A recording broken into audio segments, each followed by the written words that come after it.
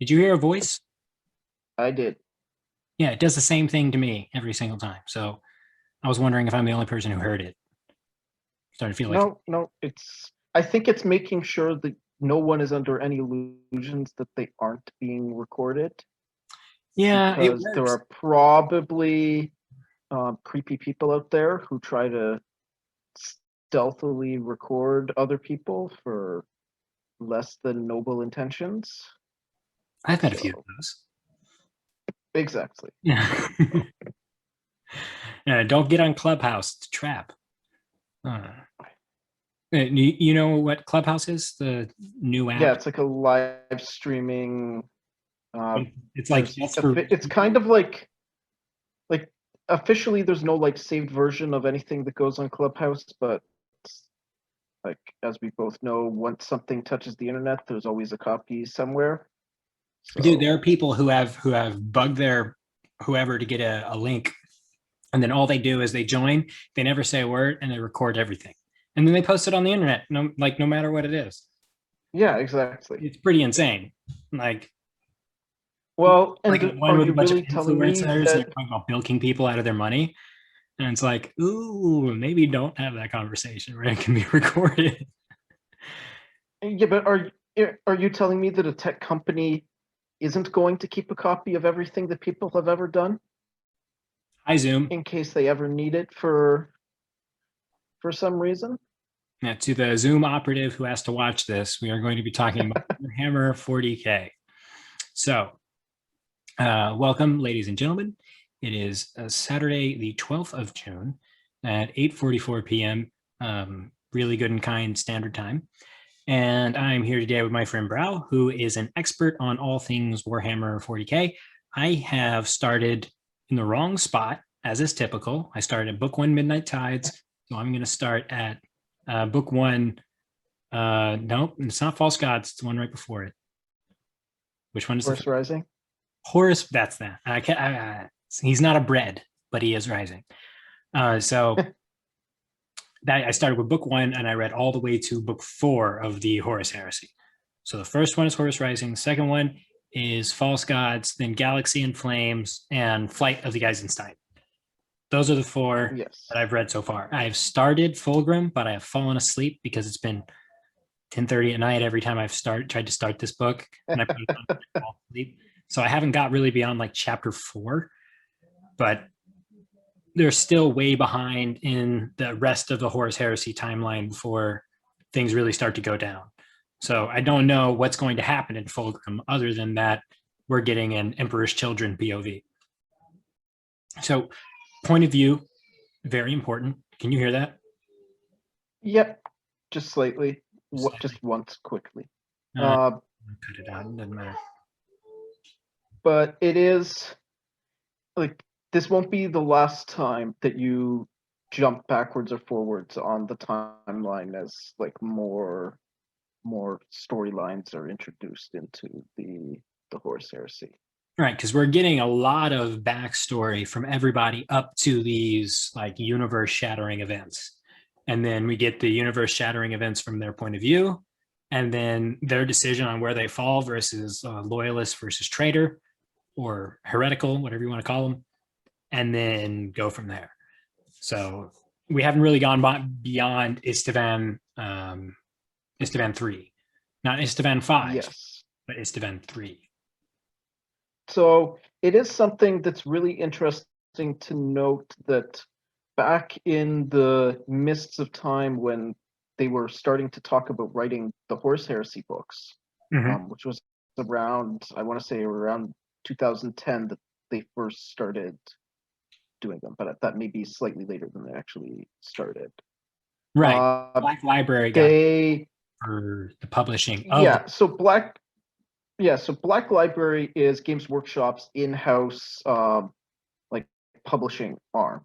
Okay. Like they Games Workshop very much likes to keep things in-house, so all of their fiction is published through their in-house publishing arm, Mm-hmm. which they call the Black Library, which in setting is actually the like Library of Alexandria for the Eldar. Okay. But access is limited to. Oh, you cut out. There are a few humans who have been granted access throughout the millennia, but there are some people who really, really want to get access to that place because it has a lot of lore that most people don't have access to. Right. So let me see if I've got the timeline of events right. So the Earth, present, second millennium, 21st year, or 21st millennium, 21st year, Yes. M21, year 21. So that's where no, M2. We are in M2. Oh, you're right. You're right. So we're in M2, and the Horus Heresy takes place at M31. Yes, right at the end of M30, right at the start of M31. And so, and the reason I say we here right now are in 2021 is because from what I've been able to gather from context clues is that the Earth, our Earth right now, is the Earth from which the Imperium of mankind was born. Yes. Yes. As far as we are aware, the soul system in Warhammer is indeed Earth. They call it Terra now, but but Terra is a very common name used in sci-fi or fantasy for Earth. Yeah, because we start out that the start of the Horus Heresy, the Horus Rising, the first line is, I was there the day Horus killed the Emperor. And right immediately I was like, okay, we're jumping in really in medias res. Horus is heretical, he's killing the Emperor. Yeah, so and then that is not even the real Emperor. Yeah, but that is Dan Abnett like winking so hard at the audience that like because like they wanted that, like, you know, that initial like shock that like, are we starting like at the end, and then they're gonna be like, you know, like, actually we should probably go back like 10 years and explain how we got to this situation. And then you're like, oh no, it's just like they found a convenient way of like winking super hard at the audience by doing that. So let's see if I've got the hierarchy correct, right? So you've got the Emperor of mankind. Yes. All bless him. And then right underneath him, you have the Primarchs, which are the generals of the different arms. And there are, I want to say like 20, 25 of them. There are a lot. And each one of them runs an Astartes chapter. Yeah, an Astartes legion at this point. Right. And so, so there are 20 of them. Primarchs and then Astartes. And then underneath that, you have regular humans. And then you've got other races, which we haven't seen a lot of yet, but there are other races as well. Yes. So the Primarchs are each in charge of a legion. But there are, like, Horus, being the War Master, is in charge of everything. As long as it has to do with the Great Crusade. Everything that has to do with the Great Crusade. Now, the Great Crusade and the Imperium, as it's called at this point, the Great Crusade is kind of like a subset of the Imperium. So you have Horus, who's running the Great Crusade, and then you have this guy you've probably seen a little bit of called Malkador the Sigillite. Yes. So he is the brand of special Astartes who don't seem to be a part of a legion. They seem to be a part of whatever he's dealing with. There may be up to a legion. So Malkador is mortal. He's a human. Now, humans, if you have the right connections and tech, which, given that Malkador is like the Emperor's BFF, he has access to the best tech that not even money can buy. Most of the tech that Malkador has access to, you can't buy. Like, it's in a vault. There are 3 copies of it. The Emperor knows where all of them are, and only he and his friends have access to them. Okay. So, like, Malkador has better than the best tech that you can buy to keep him alive. Okay. Right at the end of the Death Guard arriving at Terra, he shows up with I think they only actually refer to him as a custodian or a custodian guardsman or something like that. The like guy in the golden armor. That book. I don't think he's ever explicitly named, but that is 100% a guy called Konstantin Valdor.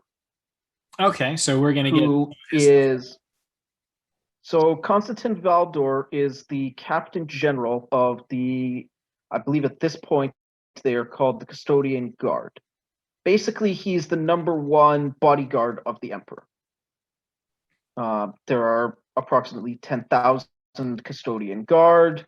I believe it is established that he's actually the first one that's created, because the Custodians are created in a similar but different process to Astartes. So Astartes are kind of the mass market factory produced super soldier. Right. Custodes are the handcrafted. What a gene seed, right? Oh, you froze there. Oh, so each legion has a specific gene seed from which the Astartes are made. Yes, and some of that data is pulled from the Primarch of that legion. Which is why the you Custodes have Horus's legion, you have a unique subset of people, they call them the Sons of Horus, who look like him in their like regular body, but of course they're different people, including Abraxam, who they call Little Horus. Yes. He is a Horus inside the Luna Wolves. Yes. Now, I mean, this calling them the Sons of Horus is also kind of hinting at the fact that the Legion is going to be renamed the Sons of Horus shortly thereafter. False Gods, right? Yes, I believe it was in False Gods that happens. Because the timeline, as I understand it, is we start in Horus Rising, which is right before the taking of 2319 or 6319, which is a human offshoot world that now thinks it's the base world for all humans. They even call their own world Terra. And that is the taking of that specific planet is where everything shoots off from. Yes. Now, the interesting thing to note is that back in, I think it was around 2010 when they first started talking about making the Horus Heresy books, were between 10 and 12 books. Then they became wildly successful, and they're like, hey, this gravy train should probably not stop until, we're good and done with it. So there are actually guys from Games Workshop and Black Library that are on the record saying that if they knew now, or if they'd known then what they know now, Horus Rising would not have been the first book. Horus Rising probably would have been about the 12th book, because they would have wanted to go back earlier into the Great Crusade. Because ultimately, the Horus Heresy is 50-something books. I don't even think that includes the Siege of Terra. So 58 books, including the Siege of Terra, and then there's all the audio outside that, which is exactly 19. So it's a lot. If you think of a book series, in many ways, a book series has the same narrative structure as an individual book. Yes. You don't hit the 20 pages into the first book. You hit it the inciting part of the first book is probably 10, 15, 20% into the book, because you need to introduce people before you get to the main plot line. Right. So because they were only expecting on doing 10 books, they needed to hit the main plot line kind of in the first book or the first 2 books. But if you're going to do 60, you probably have 5 or 6 or 10 books that each have their own plot that is building the setting before you're okay, now we're going to get into the main overarching plot of the entire series. So they've kind of started to go back and piece in some of the parts of the Great Crusade, because they have some offshoot series from the main ones. They're doing novellas. They're doing a novella for each of the Primarchs, most of which are set during the Great Crusade. Yeah, there's quite a few of those, which is weird because so this whole book. Yes, but at the time, you cut out. To do a series of novellas about each of the Primarchs. And the advantage of the novellas is that they don't have to be tied into as much the overarching plot of the Horus Heresy. They can tell like individual stories that help build the character of that that Primarch. Right. So, and they could show like cool events that they reference in the Horus Heresy that happened earlier in the Great Crusade, and they can be like, "Hey, conveniently, we set the novella for that Primarch at this cool event that was referenced a couple times during the Horus Heresy books, but was 100 years beforehand or something." Right. And now we can have a novella that goes into that and explains more about the Primarch, some of his key lieutenants, and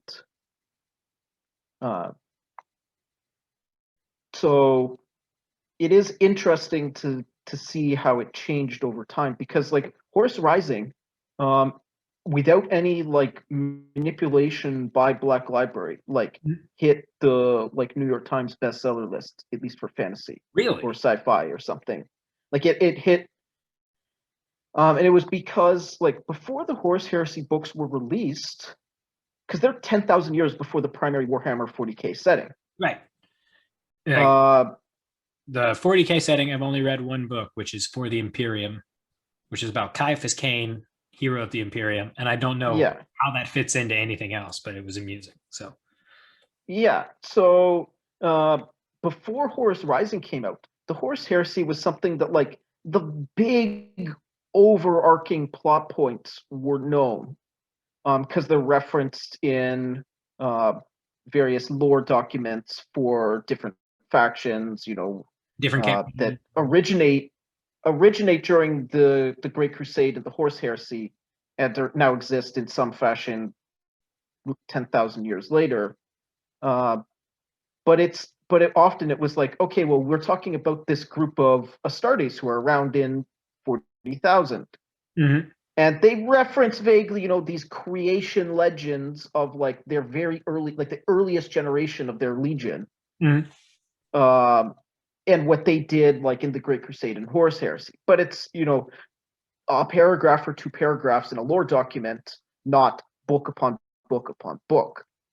Right. So because you have an entire thing in the 40K timeline that you don't yet have in the 30K timeline. Like, yes, the Emperor is not worshipped as a god in this timeline. It's like the beginning of him starting to be worshipped as a god. And the Chaos Marines didn't technically exist yet, because the Horus Heresy brought about the Chaos Marines. Exactly. Okay, I think I understood that. Winning. And in many ways, I'm going to go back to my notes. In many ways, it was one of the first things I noted. The Horus Heresy is kind of the Butlerian Jihad event of 40K.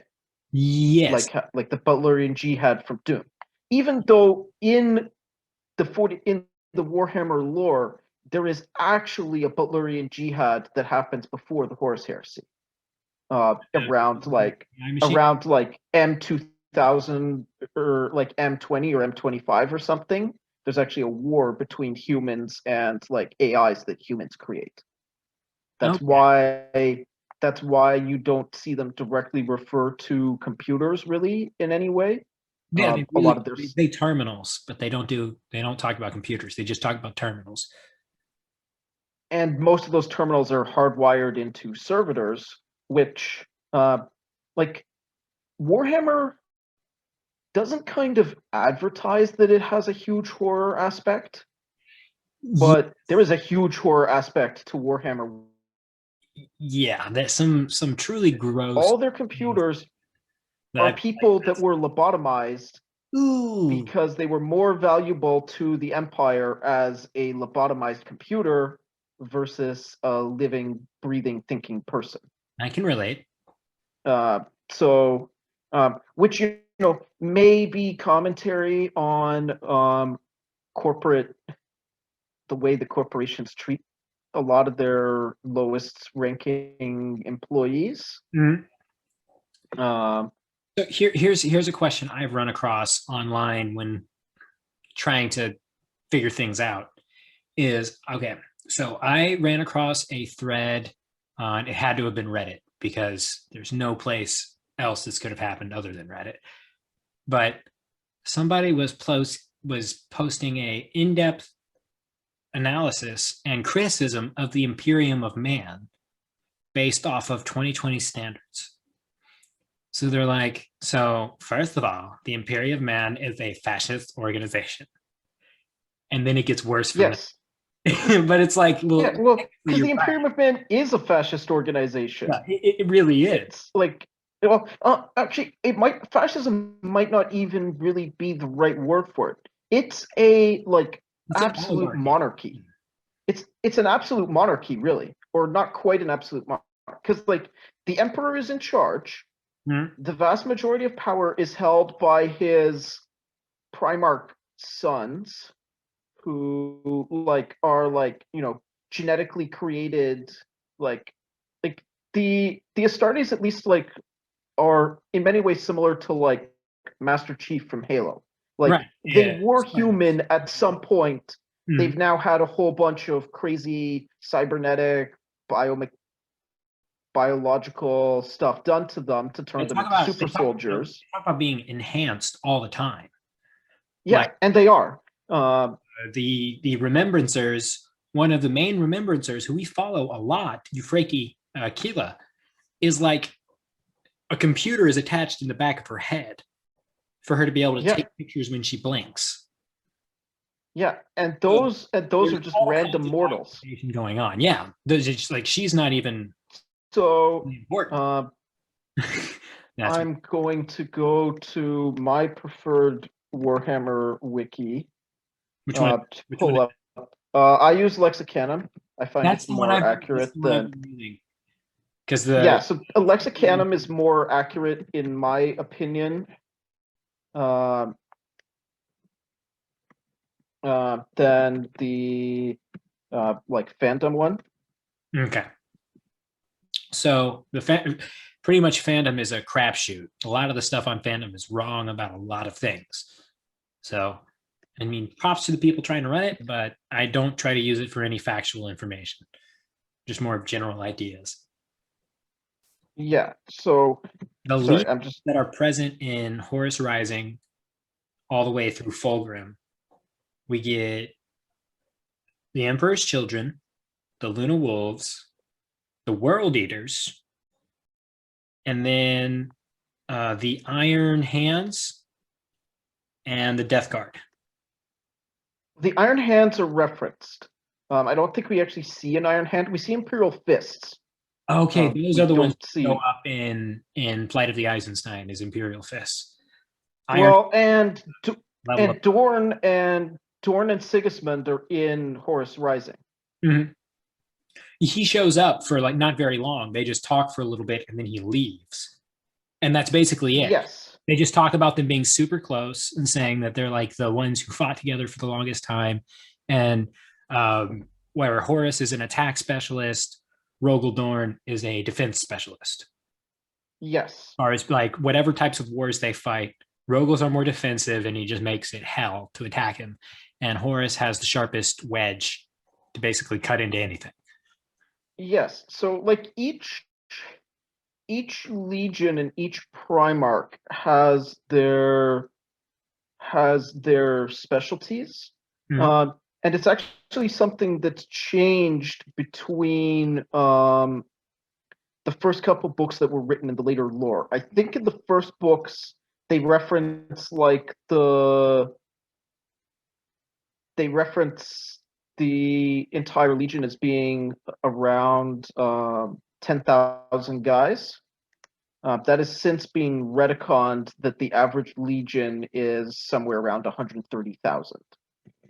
The smallest ones That's an now order of are. magnitude and a half bigger than the numbers I've been Yes, trying to get yes. in my head. Well, they realized that it didn't make sense to like that you can't conquer a galaxy with 200,000 super soldiers. like as your primary like force. Like yes, there are like billions of talk about the Imperial Legion being there all the time. There's yeah. So the regular Imperial Army with them, but they get just like decimated pretty quickly. Yeah, but the Imperial Army are your like conscripted mortals, and yeah, there's other things out there. But like in the Great Crusade, their main offensive weapon is the Astartes legions, and you don't conquer an entire galaxy or the vast majority of a galaxy with 200,000 guys. It's just not remotely plausible. So they're like, maybe that number should be dialed up. Like a squad of 8 that just like really does a lot of work. Like these squads of 8 Yes, are damn near invincible. They talk about losing guys all the time, where they lose like 1 or 2 there, but then they're always replaced by somebody else. So it's like, yeah, but can you conquer a world with 8 guys? they did pretty good on murder with about 8 guys. Yeah. Now, I mean, several of those guys are like named POV characters, so they have some level of plot armor. But like, they decided that they needed to scale things up. So I think the average legion is somewhere between like 100 and 130,000 now.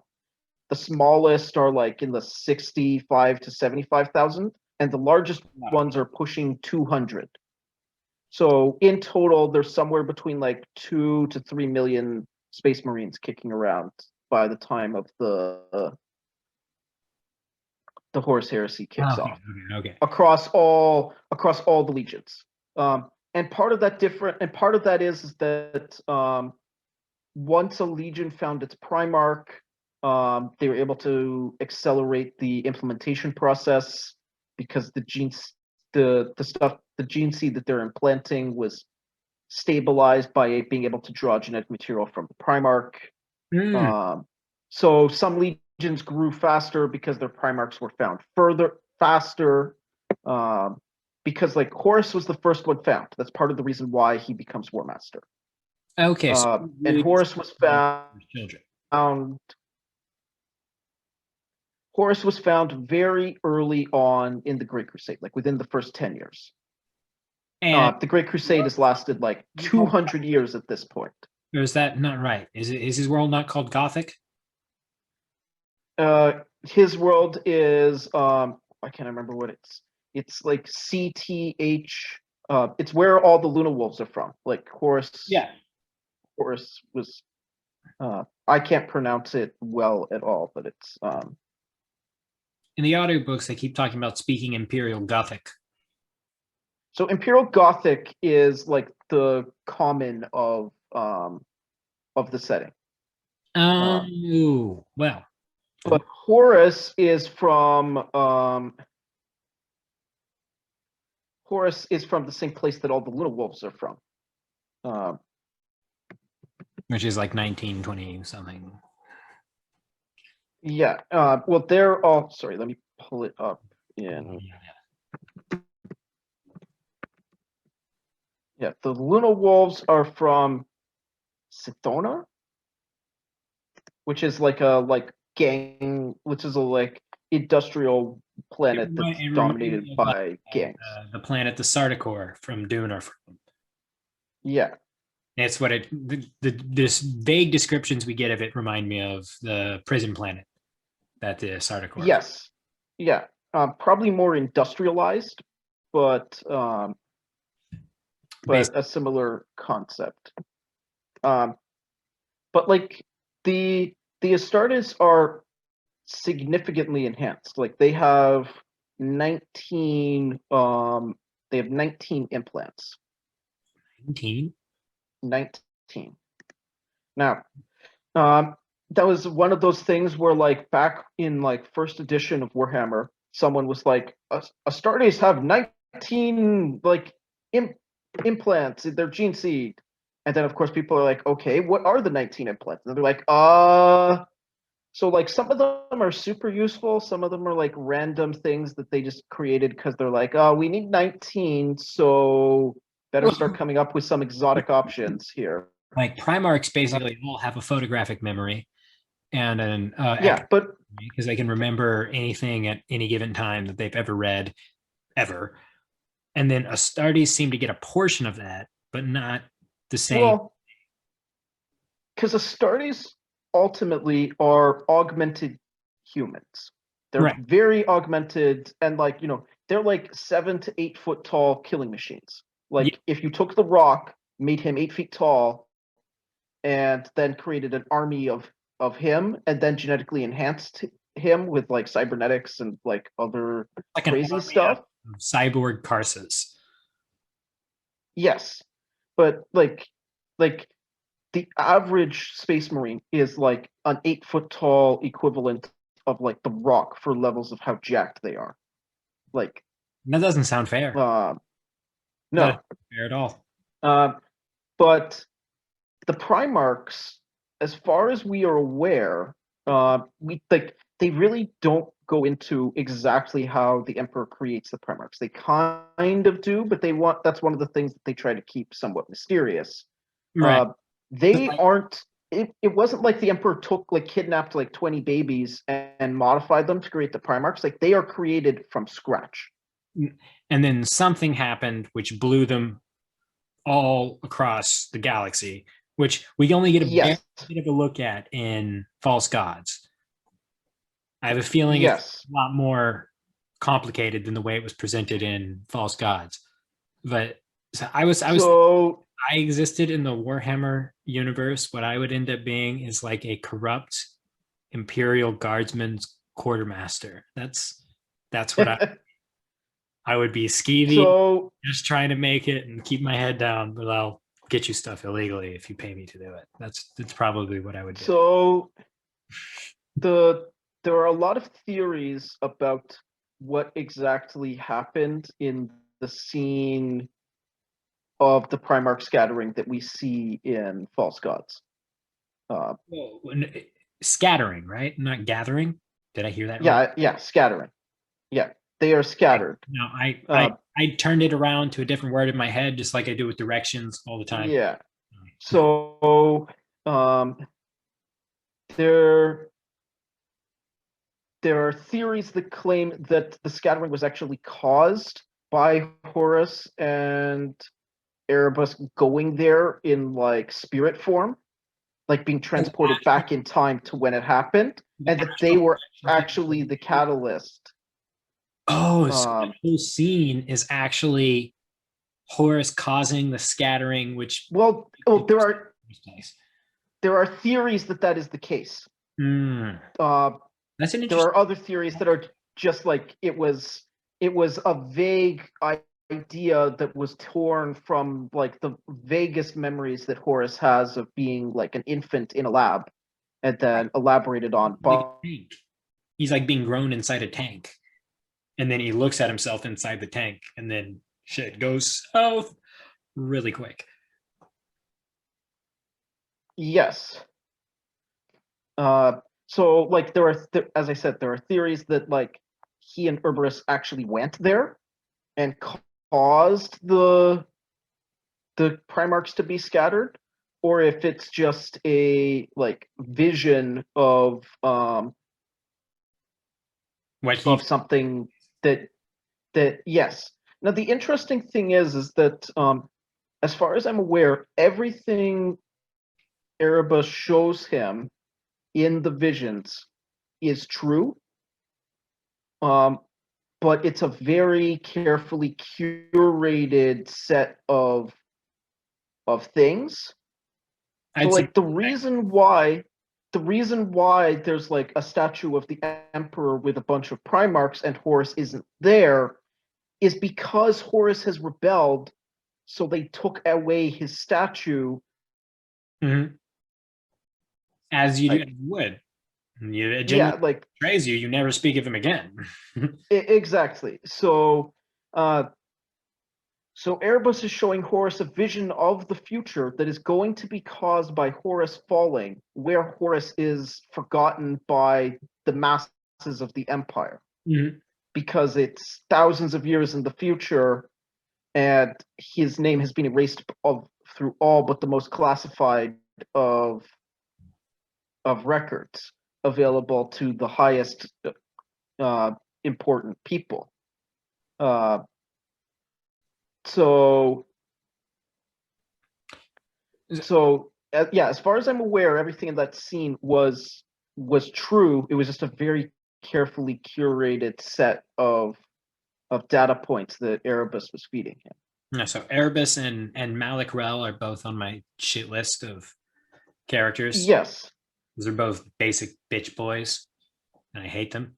But yeah, they're both slightly arrogant, fucking assholes. But really, the chain of events that cause Horus to fall are set in motion on page 1 of Horus Rising, with the death of one of the Mournval. Oh yeah, Sejanus. Yeah. So like without Sejanus dying, the entire chain of events that leads to Horus falling never happened. Ooh. I've never because Sejanus is replaced by okay. Yes. But because the Mournval is supposed to be like four senior Luna Wolves captains who all kind of embody a different bodily humor, Lokian is not the perfect replacement of Sejanus. Ooh. So it unbalances the entire thing. Which causes their impact on Horus to shift, and like a whole chain of events is set in motion that without him dying, probably because you also have Malkhurst getting like horrifically maimed, so he has to shift from being like the Horus's like adjutant to being like a non-combat guy completely. Like before that, he was doing a lot of stuff for Horus, but you know, if Horus is going to teleport to a planet to like lay waste to some idiots who have pissed off the Imperium, like Malkhurst is one of the guys who's going to teleport in beside him to kick ass and take names. Now that he's like, now that he's really badly broken, he now has to like completely reinvent himself as like a political animal that Astartes normally aren't. Yeah, I kind of feel sorry for Malachurst, but at the same time, he suggested throwing Loken under the bus for trampling some people when Loken did nothing wrong, and that made me hate him. I was like, nope. Yeah, well, because Malachurst is loyal to Horus. Whatever works best for Horus, Malkhurst is a fan of. Mm-hmm. So in that case, and it was also at that point, the Mournval had split into the two pairs that had differing opinions on what should happen. Ezekiel and Aximand and yes, Torgadden and Loken. Torgadden is my favorite because of the way he basically told everyone to pound sand when they were like, "Don't you want to, you know, do a little bit of treason?" And he was like, "I don't you fucking dare! If you guys can go fuck yourselves." And he leaves, and then he pays for it later. Yes, I really Torgadden because of that. It made me happy. But the Mournval kind of split in half on this. Like Horus is wounded, like probably going to die. What do we do? Mm-hmm. And you know, Loken was like, you know, as tragic as this is, like, you know, if he's gonna die, he's gonna die. And Abaddon is like, no, we have to anything, even if it's like forbidden, even if it goes against like the Imperial Creed, like, you know, like he's our dad and he can't die. So like, what I really enjoyed about that whole thing is the witch who performs the ceremony for Erebus. You get a brief point of view for her, like right at like the start of Galaxy in Flames, where she like comes to the surface of the planet to like sit there and wait for him because the gods told her to come out there and sit there and wait for their champion. Yeah. And so she does, like, without her, it's obviously not as successful as it turns out that it is. Yes. It's just kind of mind blow. We barely get any of her, but we find out she's a spiteful, vicious animal, and things deteriorate from there. Like she's but it's also interesting as like, you know, you as the story goes on, you see that like this wasn't an accident that Horus it was designed. fell. It was designed. It was engineered by Erebus. He apparently, but when you finally see the flags of the lodges, right when the lodges are like really made public, one of the flags that he has is of the 8-pointed star. Yes. And I was like, oh, that son of a bitch. Really? They good long con chaos, because that worked. Oh yeah. But well, Erebus is kind of the primary architect. If his Primarch Logar wasn't on board with it, none of this would be progressing the way it is. Right, just like with Fulgrim and the genetic alteration of the Emperor's children. Exactly. What's his name wasn't like, hey, I'm going to run this by you, and either you're going to kill me for suggesting it, or you're going to let it happen. Yeah, Fabius Bile. Yeah, Bile is a good name because he inspires a bit of a game. Yeah, dude. Is yeah. So, but I did find it, going back to Horus Rising, I found it very interesting that like the first Primarch other than Horus that we see is Dorn. Yes, because they right when they're introduced together, they say they have a closer relationship than any other of the Primarchs. Yes, which means, but it's also that like Dorn, as you see in like both the big you see of him in Horus Rising, but also with a lot more that you see in Flight of the Eisenstein, is like Dorn is like a no nonsense guy who like is like so loyal that he can't conceive of other people not being loyal. Okay, so we've skipped ahead a little bit. So go ahead and catch us up to where Flight of the Eisenstein is. There's several big events in there that we need to get out. So like we've mentioned Horus getting wounded, and then the split amongst the Mordaval for healing him with chaos magic versus not doing anything and seeing if the gene seed does it. And Erebus is very vague on what exactly he's going to do. He's like, I have something that might work. It might be slightly dodgy, but he's not like, guys, you know, like we're calling on like ancient demonic spirits.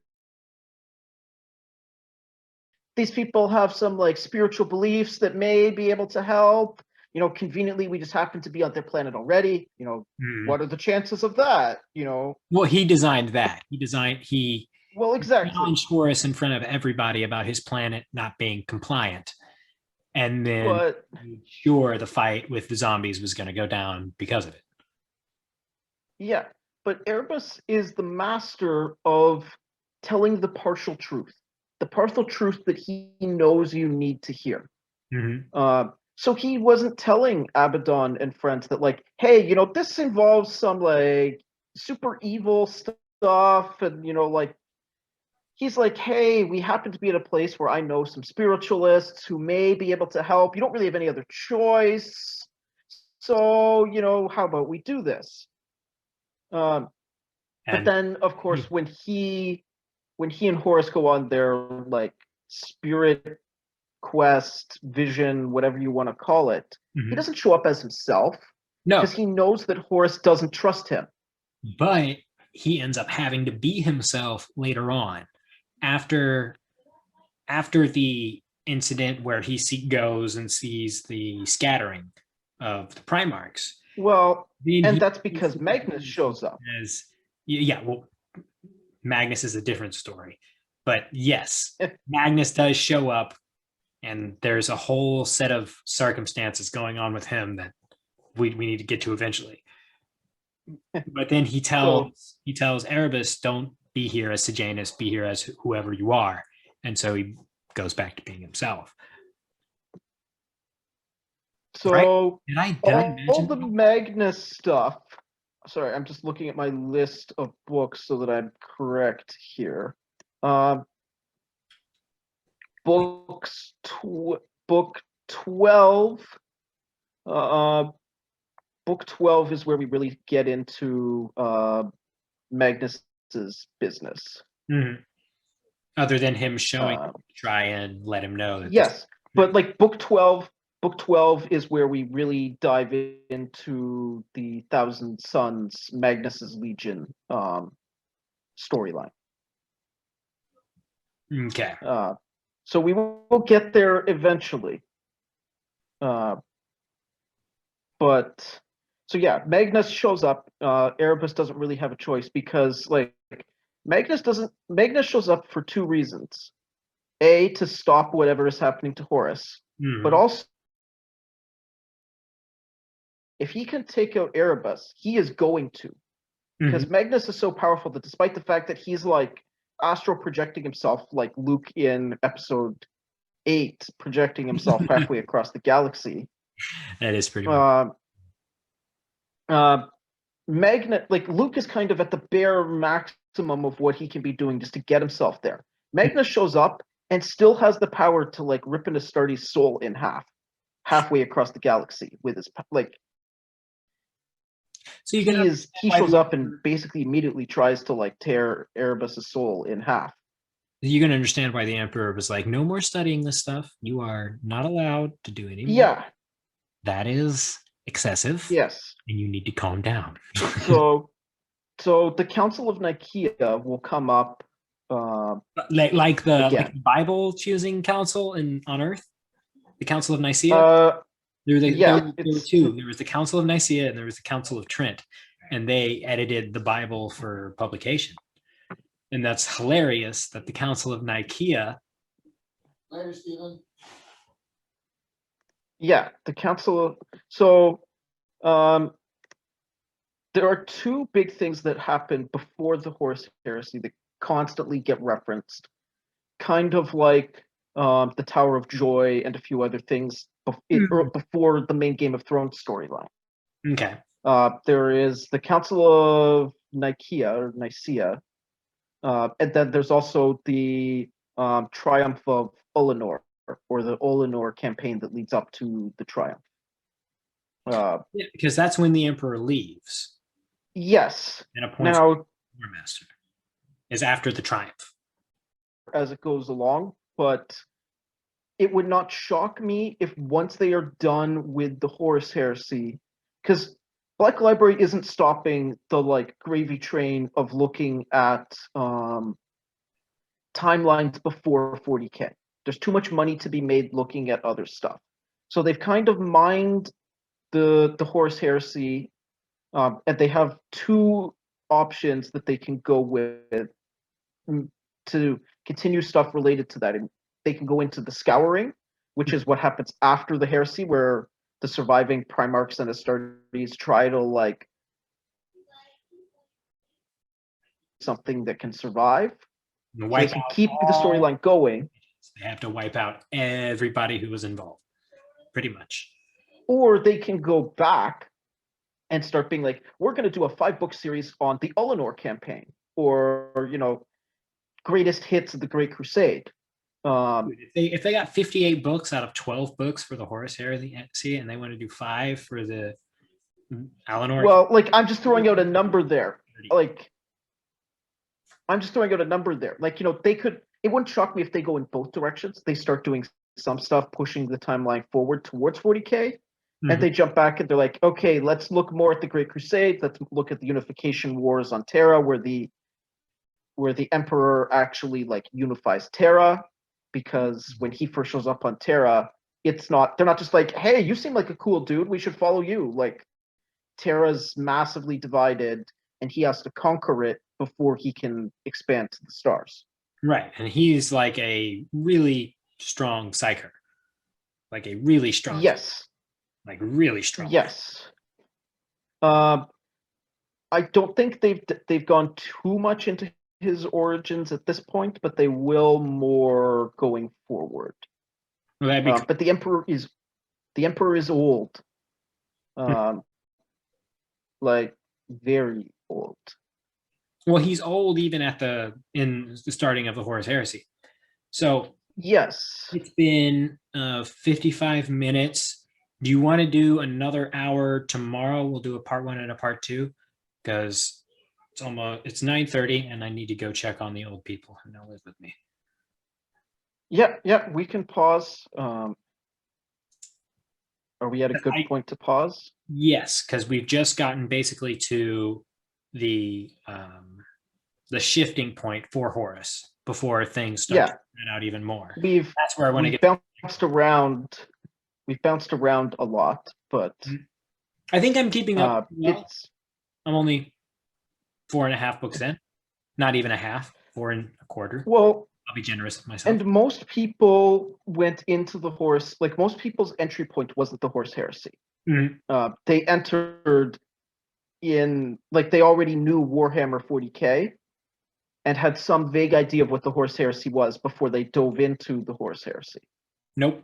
No idea. Going in blind, starting on Midnight Tides. Like if I had someone who came to me and was like, I wanted to start reading Warhammer, where do I start? I would say to start with Hell's Reach, which is Hell's Reach is a story about a Space Marine chaplain who is sent with a bunch of Marines to defend a like massive city on the world of Armageddon from orcs. Okay. So you don't need to know a ton about the setting. Like beforehand, you can go in and be like, this is a battle between super soldiers, human super soldiers, and space orcs. Like you don't really need to know much more than that to get into the book. I'm sold. Oh yeah, and it's written by one of Black Library's best writers early on in his career. Is that Dan? No, it's Aaron Dembowski Bowden, I think is his last name. Most people who read Warhammer just refer to him as ADB because it's way easier than like remembering how. Yeah, I'm doing well to AppNet right now. That's basically all who remember that, and the person who wrote the James Joyce or whatever his name is. No, that's so. Fuck. Yeah, but I recommend people start with Hell's Reach because you don't need to know a ton about the setting. Like, and if someone, because there've been a ton of talk from people about like, you know, if they were actually going to start making like Warhammer movies or TV shows or something, where would they start? And I'm always like, Hell's Reach. You literally have a voiceover of like, it is the 41st millennium, and like the Adeptus Astartes are defending mankind from the horrors of the universe. Today we will focus on the world of Armageddon, where the Black Templars are defending this hive from space orcs. You know, and you don't need to go into the rest of the deeper lore of the setting. It's you have super soldiers on one side and space orcs on the other, and they fight. Yeah. And everyone is happy. I think that's a perfect spot to stop. So this is going to be part 1. We're going to do a part 2 where I can find out how wrong I am about everything else. And thank you, Brow, for coming on. I'll see you in about, I want to say 14 hours. But yes, I'm getting first watch for my grandmother now that she's here. So I'm going to be in the room. And she's fixing to go to bed. So thanks again for coming. And this was awesome. I enjoy you about this stuff.